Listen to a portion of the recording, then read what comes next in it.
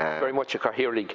As we know, the prevalence of drugs in our society is causing havoc and devastation for individuals, families and communities.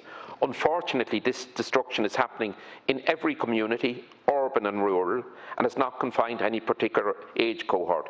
Minister, I'm aware that drugs are travelling north-south and south-north, and that supply chain needs to be smashed. We need to cut off the supply and deal with the people who are wreaking havoc on so many communities and individuals, and ensure that their ill-gotten gains are seized. Thank you. Thanks, Deputy. Minister for Justice. And thank you, Deputy, for raising this issue.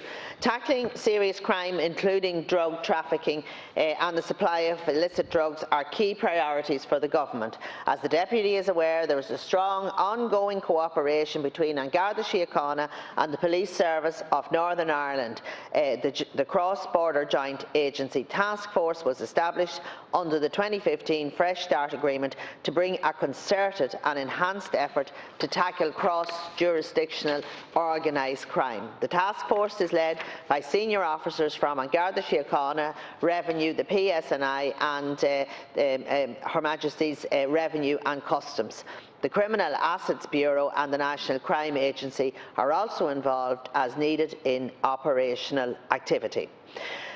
Tackling drug-related crime by disrupting criminal groups and targeting their money is among the top priorities for the JATF.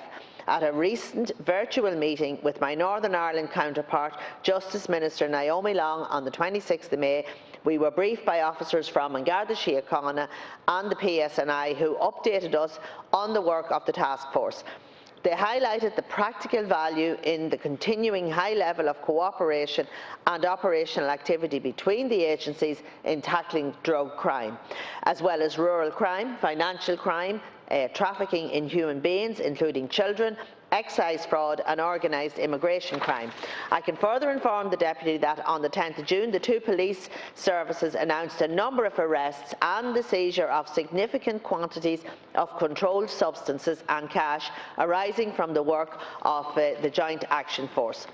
It is also noteworthy that last week, on the 1st of July, Garda Síochána initiated Operation Tara, an enhanced national anti-drugs operation with a strong focus on tackling street-level dealings in cities, towns and villages across the country. Thanks, based on intelligence and the latest crime trends. Thanks, Minister. Deputy Smith. Thank you, Cathaoirleach, and I thank the Minister for reply. And I welcome the actions that are being taken, and I know from my own constituency, you know, the cross-border cooperation at a local level. Minister, you referred to the task force. Prior to that task force being established, I had proposed legislation at the Dáil, which had gone to committee level some years ago, in regard to the establishment of cross-border crime agency on a statutory basis, consisting of officials from the different statutory agencies that you mentioned. At that time, the particular focus would have been on illicit trade in drugs, drink and tobacco products, and at that time we were well aware of the scourge of illicit fuel products being brought. Now the focus would need to be on the drugs issue. And Minister, are you confident that that task force has enough resources? Does it need any legislation to underpin its work? Could consideration be given to the proposal that I put forward, that we have a cross-border crime agency established on a statutory basis to deal with these cross-border crimes that are causing havoc in every community throughout our island? Minister for Justice. Thank you, Deputy.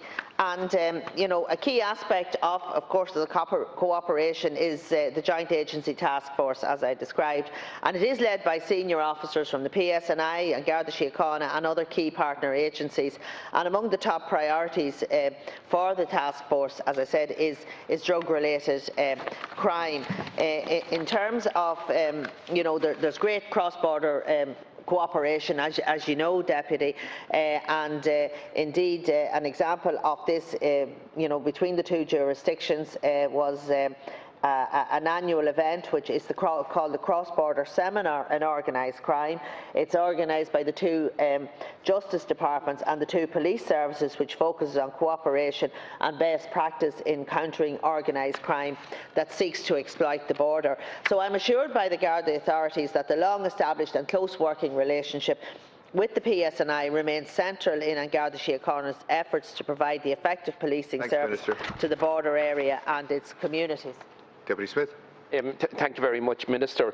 As we're aware, there are still paramilitary groups involved in drug dealing, and I understand from some media reports that drugs are travelling from Dublin to East Belfast, and drugs coming from the north to our jurisdiction. And drug trafficking is not what it was 10 years ago. There have been continually the development of new networks of drug trafficking, causing havoc and destruction and destroying the lives of good young people and people of all age groups. And of course we have some of the biggest crime gangs in Europe in our country. Minister, there needs to be a huge concerted and intensification of efforts to deal with these issues. At the last Joint Police and Committee meeting we had in Cavan, the Garda Síochána gave a very good report in regard to the detection and the seizure of drugs, and it was very welcome. But it just shows the growing prevalence of these illicit products in our society. And Minister, I will appeal to you that when the estimates process begins in the autumn, I assume, that consideration will be given to giving greater resources to the different Garda drug units right throughout our country, and in particular I'm interested in the Garda Division of Drugs Unit in Cavan and getting additional resources to deal with the increasing problems, unfortunately. And I compliment the members of Garda Síochána and also the PSNI on their ongoing work in trying to deal with these very Thanks, Deputy, and I do agree with you that there is a huge amount of work going on, and both of us would know that on the ground in Cavan and Monaghan. But I'm assured by the Garda Commissioner that the distribution of resources among the various Garda divisions is kept under constant review in light of emerging crime trends and operational needs. As of the end of May this year, there were 389 Garda members and 58 Garda staff assigned to the Cavan Monaghan division. These are increases of 22% and 53% respectively compared to the end of 2015, when there were 318 Garda members and 38 staff assigned to the division.